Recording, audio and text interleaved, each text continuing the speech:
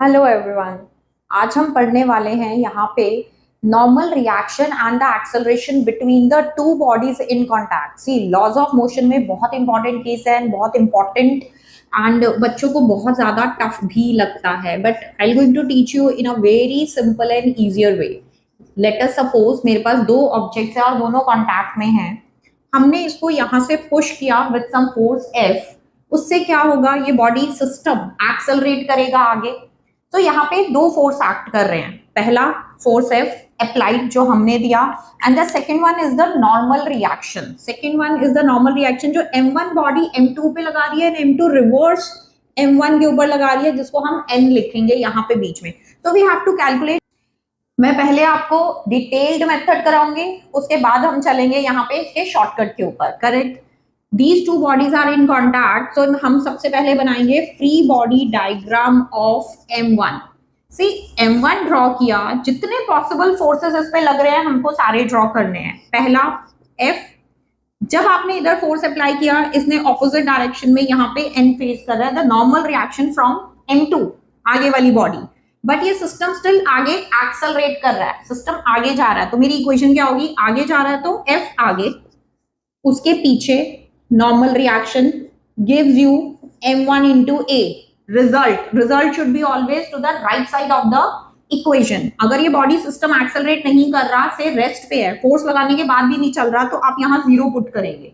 Correct, मेरी equation number 1 बनेगी। अब हम नेक्स्ट बनाएंगे यहाँ पे free body diagram of m2।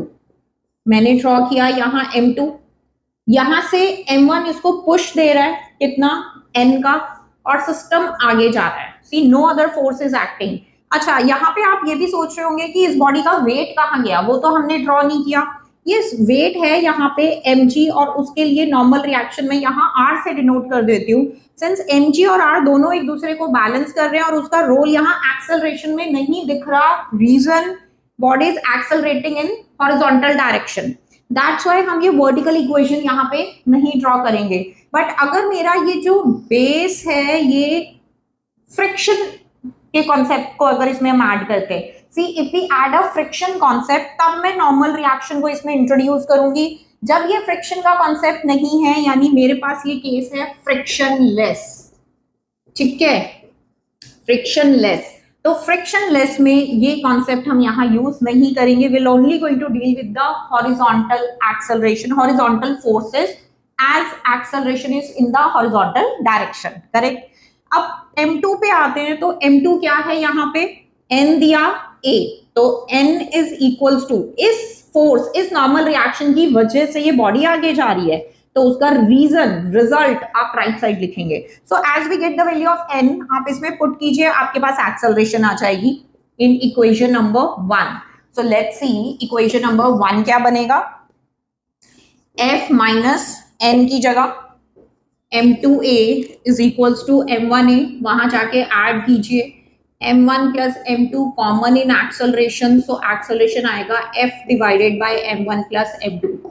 Correct, n मेरे पास ऑलरेडी आ चुका and this is the value for acceleration. Correct, I hope this is very easy. Let's go for the shortcut also side by side.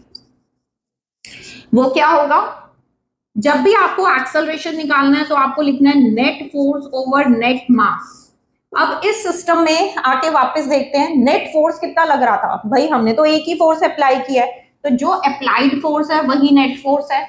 और system का total mass क्या है, total mass is m1 plus m2, just see हमें वही मिला, और यहाँ पे शॉर्टकट भी यही था।